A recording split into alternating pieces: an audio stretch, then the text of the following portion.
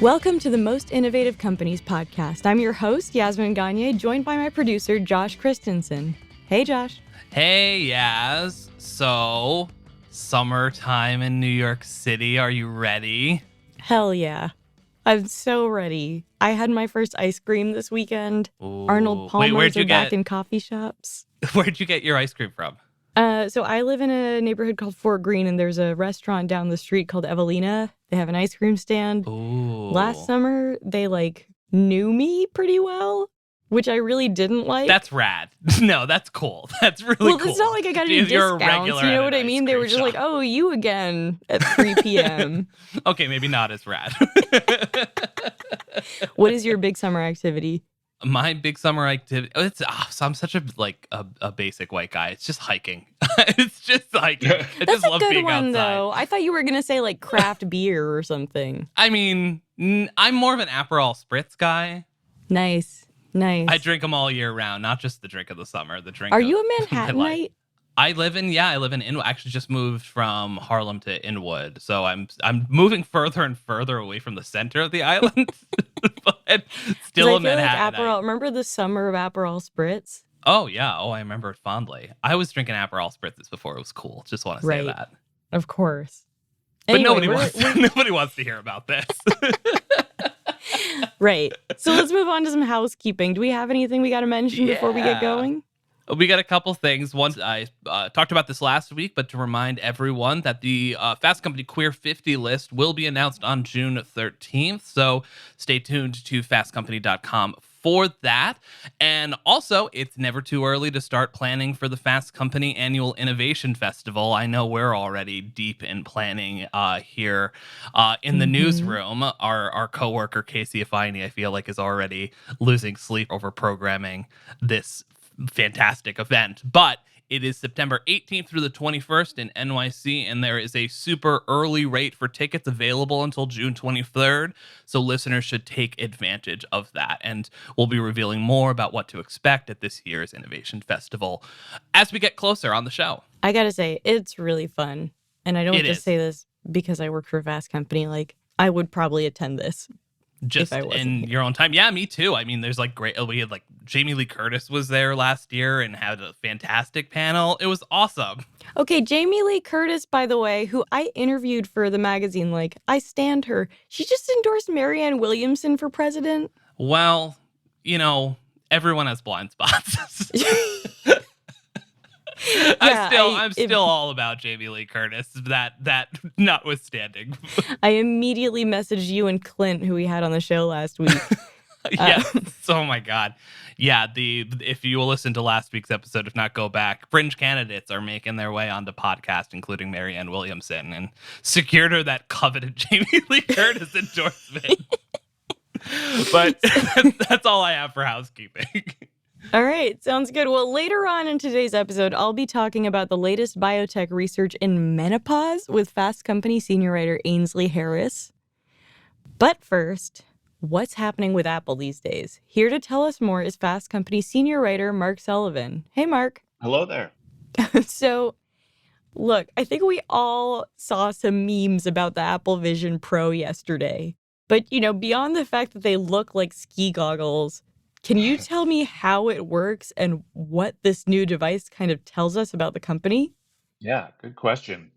Well, this is a pretty major platform shift for Apple. Of course, they gave us the iPhone, which pretty much reinvented smartphones. And this could potentially, or at least they believe that this could be something as big as that. And basically what you saw that looked like ski goggles is they want us to put our computers on our faces now. And, is goes over your eyes, and it has a couple of very advanced lenses in it. And through those lenses, it can show digital content and mix it with real content that you see through the goggles.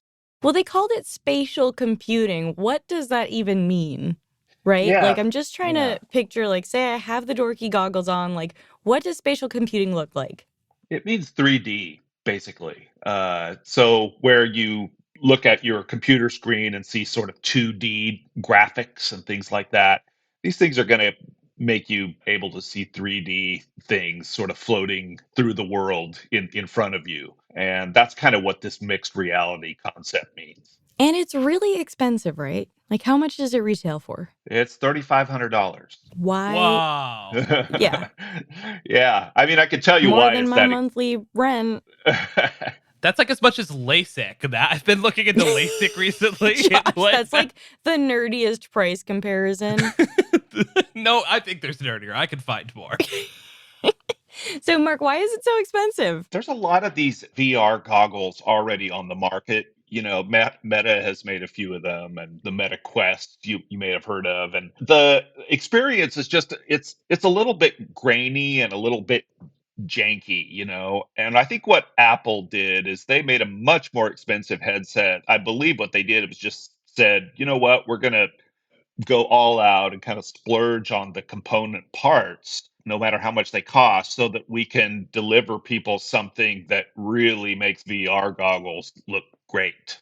I replaced my iPhone last year, and an iPhone is like $1,000. And I was like, remember when that seemed so ludicrous to everyone? Yeah, Oh I yeah. certainly Oh, remember I that. remember. I miss the days. Maybe it's I just know, I'm like, we could bitch, just I'll go keep back my to razor. I don't want this. I was just gonna say, just go back to a razor, or we could all just go with burners on like Cricket Mobile or something like that if we want to avoid the cost. I'd do But does it. Cricket Mobile make AR VR headsets? I think Cricket mobile headsets are just ski goggles. It's just called. It's not AR or VR. It's just R. It's Yeah. just reality. Mark, I guess I'm curious, obviously beyond your true heads, do you think people will actually want something that bulky over their eyes for a long period of time? Like, who is this aimed for? It's polished, impressive experience, but that's a demo. When you get into real life, after you've shelled out your $3,500 for these things, are you really going to want to sit at your desk for 6 hours a day wearing these things? And it's non-social. It's antisocial. Imagine approaching someone with a headset like that on their head. It just seems like kind of a non-starter. So I really have my doubts. I may be revealing myself to be a psychopath, but I feel like if somebody like if Josh walked up near me with those goggles, I just want to slap him on his head. I mean, I'm not gonna lie. I saw these and all I saw was hate. I mean, obviously I'm sure there's people that like really are into this sort of stuff, but like all I saw on Twitter yesterday and this morning was just people like dunking on this this product Yeah, for looking like ski 100%. goggles and like who's actually gonna wear them. I'm not gonna lie, I kind of really want them. I'm Really? kind of really into it. I feel like I would use them for a couple months and then they would just sit on my shelf and Yeah, never being used 100%. again. Isn't like maybe Mark correct me if I'm wrong with this, but like with the kind of VR AR stuff, like is there like a goal for it to be more integrated into people's everyday lives? Like isn't that what we're striving towards a little bit? When Apple Watch came out, it was a very basic device and it took a few years, but it got good and people really started to buy them. What we'll probably have in a few years, Josh, is something that looks more like the glasses you and I are wearing, except you'll have all this functionality Mm, inside the glasses. mm. And, you won't be quite so removed from the real world. It's kind of unfair to totally rip on what we've just seen without really looking at what the vision for the product path is. And who could forget what a great product Google Glass was? You know what I'm saying? Yeah. Ooh. Yeah. All those Yikes. upskirt That's photos the- people took with them. Jesus. Yeah. Oh my God. Yeah, that's a very good There's point. Yes. unintended consequences. It's become kind of more socially acceptable to have your smartphone, within your reach. And I think what a lot of people think is there's also going to be a cultural shift around computers that you wear on your face, that it's going to become more and more accepted. And, especially with Apple in the game, whether or not that's really going to happen, we'll see. Are there any, just off the bat with these glasses, are there any killer apps that you saw that, you think people will just immediately want to use with those goggles? Based on what I heard from people who actually tried them on, the ability for them to shoot 3D images with the goggles, and then, like, say, your daughter's in front of you in the room, you can use the goggles to shoot this cool 3D video or still, and then you can, come back a few weeks later and watch it in that same format. So it looks like your daughter's really standing in the room in front of you. That could really turn people on. But there are other things too. We never saw anything yesterday about the integration of Apple Pay with these goggles. So in some future format, you may be able Imagining to. like knocking your goggles to the payment thing. You know what I mean? Like, how you have to like tap your phone? Imagine like bending your head to do it. You just see people. It's just you have to just like dab to do it. It's just Yeah, exactly. that's Oh my God. Sorry, Mark. You were talking about it, sort of how we didn't see any integration of Apple Pay. But Yeah. what are the things that could make it indispensable for people? I mean, you could be in a shop and just rest your eyes on a product and then, just buy the thing with a look or look up at a menu board, and rest your eyes on a menu item and buy it with, a flick of your eyes or a gesture with your hand. that's awesome. Is that the world you both want to live in? Yes. Maybe I don't know. Maybe not. I mean, maybe that's a little extreme, but that's kind of cool. Just being like that and being able to point it and then immediately font. It's really kind of cool to me. I don't know why I like that so much, but I'm into it. As someone who has a lot of trouble controlling her eyes, I think this invention is not for me. All stuff just keeps arriving. Be like, I need to stop looking at things.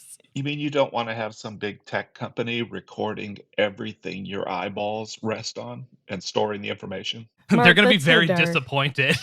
And As Josh mentioned, felt like everyone was kind of dunking on this thing on Twitter yesterday. What do you think was the reaction of developers when you spoke to them? There was a lot of oohing and awing going on in Cupertino yesterday when they demoed this product. Developers are tech heads, they're very into new types of hardware. They're very comfortable with this idea of integrating digital content into our real world experiences. So Apple is hoping that developers are going to be the ones that come up with the killer app for these. It's basically like we'll see.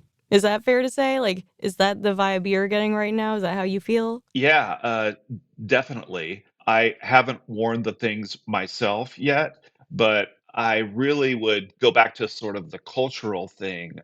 There's a real question about how close that people want their technology to get to them. An iPhone is external. Then Hmm. we have a watch on our wrist. Now we have something on our face. Is there some line that people don't want to cross? And I think aside from all the technical stuff, we're going to get an answer to that when we see this, product come out and there'll be new versions of it over the years. That makes a lot of sense. And honestly, if Elon Musk has his way, we'll have a chip in our brain soon. So, And that's the extreme end of the scale. And, you can think of this Apple device as somewhere in the middle heading toward that. well, that's bleak. But thank you, Mark. We're going to take a quick break now, followed by my interview with Ainsley Harris, and we'll be back in a few. Hey, Ainsley, thanks for coming on the show. Hey, yeah, it's great to be here. We're going to talk about an article you wrote. And before we even talk about that, we did want to make a note to our listeners that when we talk about women, we're referring to women as people with ovaries. Ovaries and a vagina, if you want to get technical about it. Right. I no matter how many times I've heard the word, I still can't really say it out loud. So, Well, I got to say it out loud in lots of internal Fast Company meetings for this story. So it was very exciting. pure hell. So today we're going to talk about aging in women and sort of there's a duality at play in your article, which is that in a lot of ad campaigns, there's kind of this idea of like, you should be proud of being a menopausal woman. Like you should be proud that you're aging. You should be proud that you're basically telling people like you're still a person. On the other end of the spectrum, there's a bunch of efforts and companies that are looking to kind of quote unquote fix aging or stop menopause altogether. Tell me about how you kind of thought about those two. I would say the first part was what we really were aware of at the outset when we started reporting this story. As you mentioned, there's been this whole wave of companies focused on menopause. There are lots of different sort of flavors of that. There are folks kind of, I would say, more in the kind of like wellness space. There are vitamins and gummies and many things that are sort of like doctor adjacent, I guess. But there are also like telehealth companies and people focused on getting women medication that may have been unavailable to them before, or that their traditional providers weren't comfortable prescribing. There's sort of a whole history to that. But a lot of this has to do, I think, with the fact that there's been this, that women who are going through menopause today look a lot different than the women who went through menopause in decades prior. Many of them still working and in the workforce, and their symptoms are in some cases affecting their work. They also, are expected to live a lot longer than their mothers were expected to live. And society has changed, I think, really positive way. It's interesting to see celebrities like Naomi Watts, leading a company that's menopause focused. You didn't really have aging women in Hollywood 20 years ago. So, you have this sort of tide of a generation kind of on the rise, going through these symptoms and sort of questioning the status quo around how they are both treated medically, but also how society views them. From the article, and I gotta say, like, I'm a woman by the article's definition, but I really actually didn't totally know what menopause involves, and now I'm not looking forward to it. But it seems like it's a collection of symptoms that can vary really widely. So first of all, I'd love to kind of hear about your definition of what those symptoms are, hear a little bit about how different populations might be affected, and then also just talk to me about the universe of products that you saw at this conference. Menopause symptoms do vary widely, and your neighbor could be going through different symptoms than you, and some of that is just genetic, but there also seem to be some environmental factors and even cultural factors that affect menopause. And talking to women who have gone through menopause, I feel like I now, though I'm not quite there yet myself, understand why it's very uncomfortable, and of course always arrives exactly at the time when you would rather it not arrive. And a lot of the symptoms, I think I think important to understand, there do seem to be some ties to environmental factors, stress factors, trauma factors, where you often see then that Black women and Hispanic women are suffering from the worst symptoms. At least that's what surveys are sort of suggesting here in the US. For women who live in a place where there are stress factors or other things, and then to have to deal with these symptoms on top of that can be really debilitating. So, overall, it's a real positive that we're seeing more options available for treatment. Some of these options are more scientifically based than others. A lot of these options can be really expensive. Depending on your symptoms and what your budget is, you could end up spending quite a lot. I think there's some real questions then about equity. Yeah, that makes a lot of sense. I mean, I know some of the products you mentioned in your piece were like vitamin gummies. There's also like face mists designed for menopausal women. And I'm like, isn't that just a face mist? A cooling face mist designed Right. to, yes, lower your body temperature in, I don't know, some sort of magical way.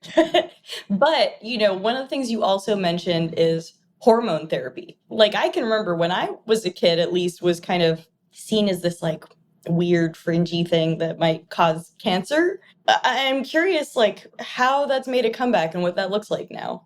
Yeah, there's been a huge revisiting of the guidance around hormone therapy and hormones. And a lot of it ties back to this study that was funded with money from the National Institutes of Health that is now being discredited, I think many would say, if anything, revisited for sure. It now seems that giving women estrogen or other sort of hormone combinations is much safer than we thought it was, at least particularly in terms of breast cancer risk. And that was the huge sort of trigger that many women flushed their pills down the toilet when this study came out.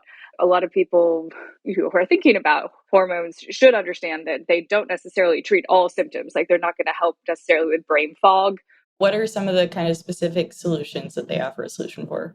Yeah, I believe the one that is hot flashes that Right. and night sweats and that sort of thing. I think those are among the ones that they are most likely to help you with. But yeah, there's a whole huge list of symptoms associated with menopause, and they do not treat all of those. And while they do seem to be providing wonderful help for a lot of women now that more people are adopting them again, they are sort of these, in many ways, just like birth control, sort of old-fashioned technologies and these very sort of crude tools that we're using to treat. If you think about, every woman's hormone levels are different, but we don't really take that into account, right? You're just sort of given the standard dosage, or you're given sort of the standard thing. As we've learned more about women's bodies, what does that lead us to in terms of solutions that might actually be more tailored? And that's where we're seeing sort of this whole new host of companies and startups come along that are trying to say, hey, if we really understand the inner mechanisms of women's biology in a deeper way, what can we do with that information to make their lives better? Yeah, actually bringing up birth control is a really useful analogy, because I think many of us know that birth control is hell to navigate, Yes. and sometimes hell to experience depending on the one you're on. But I want to talk a little bit about Oviva. Tell me about the science behind ending menopause. Yeah, so this anti-Müllerian hormone, it's a part of what happens in the ovaries that sort of controls how eggs mature and are released. The idea would be that if you can kind of better control that process, which actually starts in the female body in the womb before you're born, and then you have this incredible sort of acceleration as you're approaching menopause and then at menopause. And then that, is tied to this huge kind of cliff moment in hormones, which is what menopause symptoms tie back to. And so what Oviva and other people are sort of interested in doing, how do you essentially turn that cliff moment into a more gradual slope? By doing that, you would essentially turn women's reproductive aging into a pathway that looks a little bit more like men's. Men's reproductive aging is a sort of more gradual slope. I think that there's this weird current in a lot of the marketing, which is telling women they're still relevant. And it's like, when did we become irrelevant? Like, what does that even mean? And the other thing I noticed is now there's Super Bowl ads about it. I'm curious, when you thought the tone started to shift, how you see the tone shifting again. What does marketing for all these startups look like? Yeah, I mean, I think essentially what happened was that the beauty industry realized that older women have a lot of money, and they some of them do anyway, and it'd be nice to capture some of that money. So, I think there was this shift where there was sort of the anti-aging moment in marketing and pro-aging. Yes, there have been many sort of changes in language, but I think this move toward, people realizing that the aging market is a large one and there are lots of needs that you can cater to. And then, what's happening now is, I think there are many more sort of, medical solutions. We saw this at the Super Bowl. There was, for the first time, a menopause focused Super Bowl ad from a company called Astellas. They had been running that ad for a little while. They felt that the Super Bowl would be a really great way to sort of open up the conversation. And that's what they're trying to do is open up the conversation to sort of a broader audience of women. I'm interested to hear how you think the space is going to evolve, say, in the next 10 years. The menopause market doesn't exist in a vacuum. It exists in this broader sort of wellness, medicine, beauty space where I think there are some real shifts in sort of expectations happening right now around manipulating your body, essentially. And what is the sort of baseline expectation that society sort of expects of you? And so in some ways, it is really disappointing to sort of see that this sort of expectation of work, essentially, that you're putting into your body is sort of on the rise, at the same time that we're seeing this growing acceptance of sort of menopause as a life stage that women undergo. That it has been, I think, hard to see, and is definitely something I'm thinking about as I think about entering my 40s later this year, how to navigate that. And, I don't think that we're at the same place we were several decades ago when Susan Sontag wrote her wonderful essay. The second you're kind of, over the hill, society just erases you. So I turned 30 a couple months ago and realized that I could no longer be a sugar baby if I wanted to. I'm so sorry, guys. That was my fallback career. My deepest condolences. I mean, yes, I guess you'll just have to embrace, I don't know, the 30s and Tupperware and all the things that go with it. Back pain and Tupperware. Yeah. Well, this was great. Thank you, Ainsley, for being on the show. And early happy birthday, I guess. Happy 40th. Thank you. I still have another 6 months, but listeners, Ainsley just burst into tears. No. I'm planning to party for, at least 6 months. So I'll take it. All right, we are back with Mark, and it's time to wrap up the show with a segment we're calling Keeping Tabs. This is where each of us shares a story, trend, or company we're following right now. So, Mark, since you're our guest, we're going to start with you. What are you keeping tabs on? UFOs. UFOs are real. Talk about Oh, cultural you changes. can't leave it hanging there. Oh my God. So I Yeah. don't know if you guys remember, but there was a story maybe like a year ago in the New York Times about how this footage was released by the Air Force of unidentified flying objects, like flying around aircraft carriers and things. And, there was some congressional investigations following that. But now the same people who authored that story have found a whistleblower, an ex Defense Department guy, saying that the U.S. has already found alien crafts, some of them which are in pieces and some of them which are complete. Mark, is this I true? swear to God, it's like it was the story was in a thing called the debrief, and I didn't really take it very seriously until I found out who the authors of the story was. But a lot of people are talking about this story, and it's this UFO situation is getting weirder and weirder. I do feel like I do remember when that story came out a few years ago about the declassified report of UFOs from Air Force footage, and I feel like it was met with like the most like humdrum response. Like I think it had like there was a few things that went on, and it was just like we're just cool with this. We're just moving on with our lives. So I guess we all had more important things to worry about. Mm-hmm. Mm-hmm. And that's kind of how I feel like now. It's like, is there UFOs? That I feel like I should be Yeah, more. same. I'm like, perennial question. I should be like, I'm more worried about healthcare. Yeah. So, Josh, I can't imagine you have something weirder here. What are you keeping No, tabs nothing on? weirder. Just something that's more depressing for the podcast industry as the whole. More depressing Nice. than Robert F. Kennedy going on Breaking Points. Robert F. Kennedy Jr. rather, because that would be weirder. And getting endorsed by Jack Dorsey? Yeah, What? that's real wild. I don't need to go back into that, but I do want to Yeah, let's not. mourn the loss of Gimlet Media, Spotify. This is following up on an October cut in staff force across Gimlet Media and Parcast, two podcasting companies, if you're not familiar. Two podcasting companies that started, a number of years ago, Gimlet in 2014. That Gimlet especially really changed the face of the podcast industry and was acquired in 2019 by Spotify. And they really did so much to put the podcasting industry on the map.